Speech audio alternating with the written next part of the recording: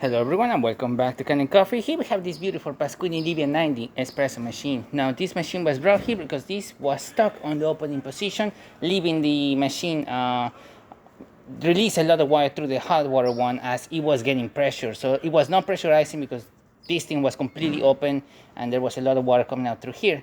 So what we end up doing is we disassembled the entire valve over here, and we re-lubricated the gasket, clean everything inside, and then assemble it back together. And now, as you can see, the machine is holding pressure and it's definitely opening and closing this valve. I'm gonna do that at the end of this video. We're gonna be opening this valve. So in the meantime, let's do a shot of espresso. Hopefully I pick up the right and say so this machine. Otherwise we're gonna see drip coffee or coffee barely dripping. Thankfully it's right in the middle. It could totally be a bit finer and maybe tamper a little bit extra hard to get that perfect flow and really good crema, but we're still gonna be able to see crema coming out on top of that espresso shot that you see right here. There you go. Looking great.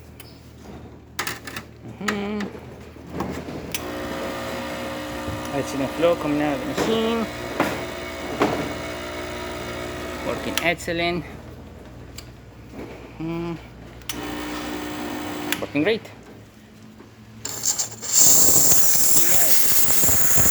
Excellent pressure, perfectly fine. And now for the hot water, as you can see, working really great, easy to close and open with no issues. And there you have it, Pasquini Hot 90 working once again. So thank you so much for supporting Kanen Coffee.